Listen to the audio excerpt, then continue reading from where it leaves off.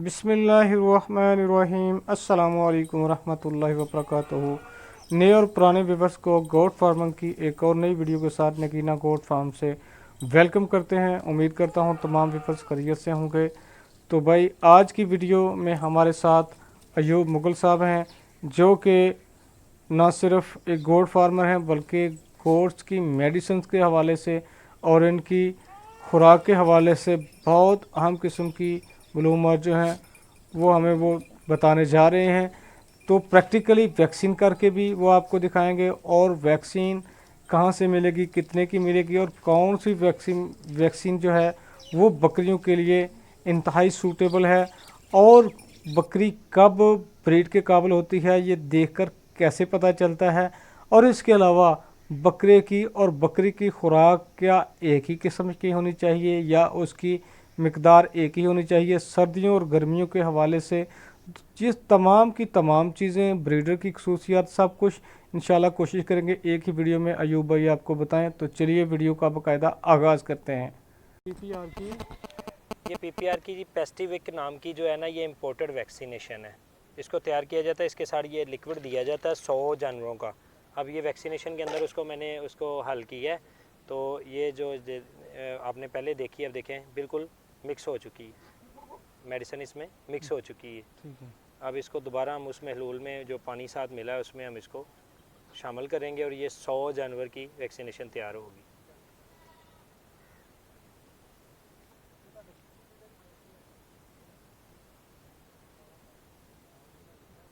ये वैक्सीन करने का क्या पर्पज़ होता है, कौन कौन सी चीज़ें दी ये जाती एक है? आंतड़ियों की एक ऐसी, जिस तरह ईटीवी आंतड़ियों की बीमारी है, ये भी एक आंतड़ियों की ही बीमारी समझ ले। इसमें नज़ला होता है, मुंह पे छाले बनते हैं, जानवर मोशन करता है और समझ ले 90% जानलेवा मर्जी है ये।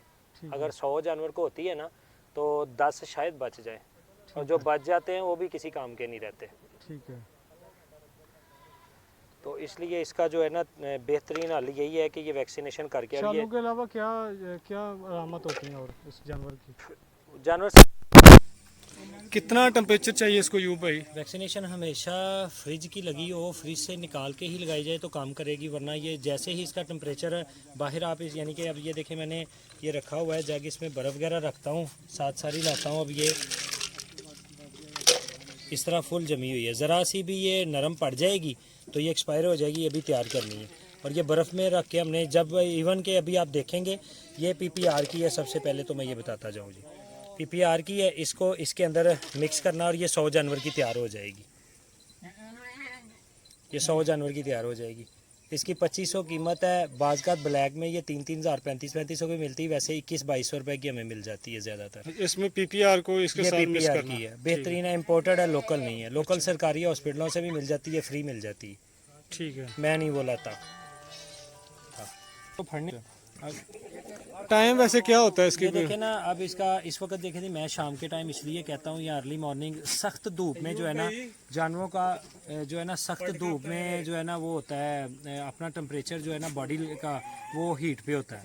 तो हीट पे गरम गरम जानवर को लगे तो उसका फिर असर जो है ना वो नहीं रहता, जो कि इसका इवनिंग टाइम पे या जानवर अगर आप महसूस कर रहे हैं कि 100-350 तक वैसे नॉर्मल टेम्परेचर होता है, तो गर्मियों में अमूमन 104 तक वैसे बगैर बुखार के चले जाता है। आपने भी देखा होगा गर्मियों में हमें बुखार नहीं होता लेकिन हमारा जिस्म कितना गर्म हुआ होता है। तो गर्म जिस्म पे वैक्सीनेशन नहीं करनी चाहिए। ये ज़रा हम तो रात को इसलिए करते हैं कि ज़रा जानवर का बॉडी टेम्परेचर अच्छा रहता है। अच्छा। और ये जितनी ठंडी करके मैं लगा रहा हूँ, आप इंजेक्शन में देख रहे हैं अच्छा, पानी चढ़ा हुआ है। वैक्सीन के बाद इनको खुले में रखेंगे या बंद कमरे में? नहीं, इनको हमें अभी फ़िलहाल करके तो अलहदा अंदर बंद इसलिए करेंगे कि हमें पता चलते जाए किसकी हो गई है, बाद में ये बाहर रहें, कोई इशू नहीं है। शाम का यही तो फ़ायदा है। ठीक है। अगर दिन के टाइम करें तो फिर इनको ठंडी जगह पे अंदर कमरे में रखें, पंखा शंखा लगा के।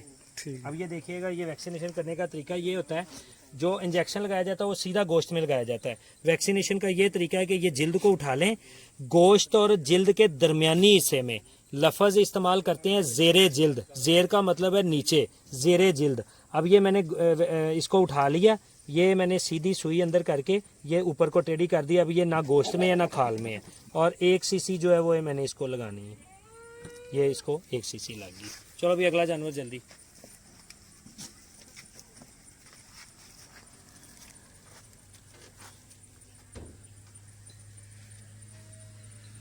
चलो जी अगला तू अगला अगला ले केड़ा ये जब क्रॉस के लिए होती है तो दुम वगैरह बकरी खुद हिलाती है। पट है, अभी फर्स्ट टाइमर पट है तो दुम हिला रही है, जब हिलाती है हीट पे आती है तो वो असल में छोटे बच्चे से पहले क्रॉस हुई है इसलिए ज़रा तंग कर रही है। अभी तो क्रॉस हुई है पहले छोटे बकरे से। ये होगी क्रॉस। अब ये देखे ना पट बेंड भी हो गई है और बकरा भी जो है वो उसने क्रॉस मार दिया। देखिए पट बकायदा बेंड हो जाती है जब क्रॉस होती है। ये देखिए वो अपने आप को कंज्यूम सा करती है, ऐसे इकट्ठा करती है, सेव करती है जर्म्स जो है। अच्छा, ब्रीडर की सेहत को जो है वो इक्वल रखने के लिए कोई ख़ास डोजेस दी जाती हैं? ब्रीडर्स को सर्दियों में तिलों का तेल का बड़ा इस्तेमाल करवाया जाता है। ठीक है। वो योमिया देते हैं या मंथली देते हैं? वो समझ लें कि वीकली का हिसाब रख लेते हैं कि एक हफ्ते में 2 बार देना है या 3 बार देना है या 1 बार देना है। ठीक है। गर्मियों में कोई एक्स्ट्रा चीज़ नहीं देनी है इनको? गर्मियों में एक्स्ट्रा ज़्यादा नहीं देते, ब्रीडर फिर हीट पे भी आ जाते हैं ठीक है। ज़्यादा गर्म चीज़ें देने से। अगर फ़र्ज़ करें कोई हीट पे शीप या मतलब बकरा आ जाता है तो उसके लिए फिर क्या किया जाता है? बकरा यानी कि हीट पे आने से मुराद ये है कि वो ज़्यादा गर्म हो जाता है, खाता पीता नहीं है। हाँ जी। उसके लिए फिर ये है कि उसको वक्ती तौर पे तो सरसों का तेल दिया जा सकता है, लेकिन वो फिर 15-20 दिन बकरियों के पास हो सकता है ना लगे। उसको दही और सरसों का तेल दे के ठंडा किया जाता है ताकि ये अपनी खुराक को बेहतर कर सके। ठीक है। फिर अगले महीने उसकी ब्रीड बंदा करवा लेता है। ठीक है।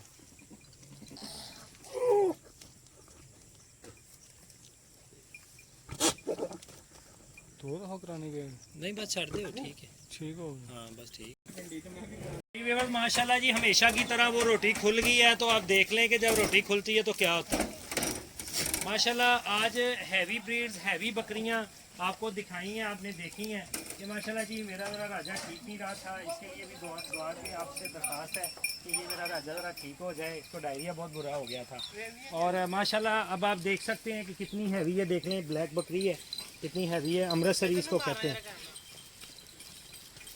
इसी तरह इनकी सिंगल वीडियो देखने के लिए ये नागरी है, ये भी अमृतसरी है।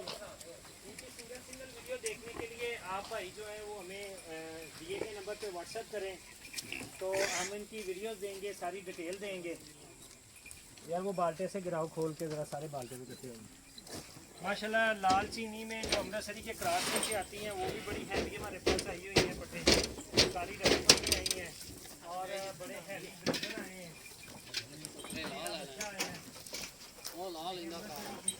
ब्रीडर क्वालिटी क्या होती है वो फेस बता देगा।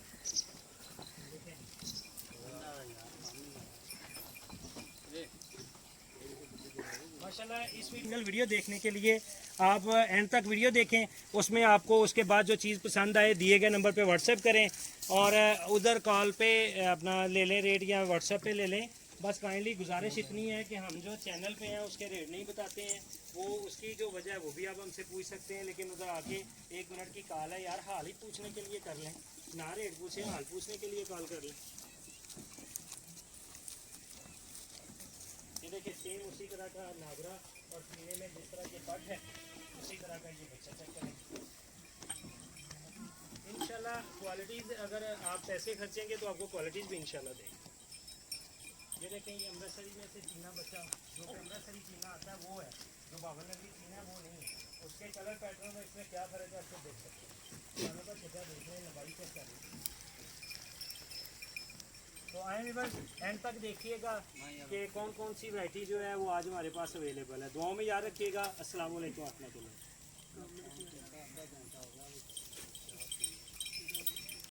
तो व्यूअर्स अपनी तरफ से पूरी कोशिश की है कि जितनी इन्फॉर्मेशन हो सकता था हमने इस वीडियो में ऐड की।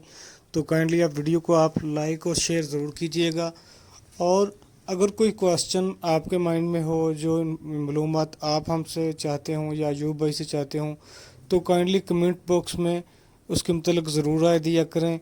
अगर वीडियो आपको अच्छी नहीं लगती तो इसके मतलब भी काइंडली हमारी रहनुमाई फरमाया करें। तो अपना और अपने प्यारों का, अपने अजीज़ों का बहुत सारा ख्याल रखिएगा और मज़ीद इंफॉर्मेटिव वीडियोस जो कि फार्मिंग के मतलब हों, खा वो बर्ड्स की फार्मिंग हो, लॉइन की ही फार्मिंग क्यों ना हो, बकरी की फार्मिंग हो, गाय डेयरी फार्मिंग, तमाम किस्म की फार्मिंग जो है उसके मतलब इंफॉर्मेशंस हम अपनी वीडियोस का हिस्सा बनाएंगे।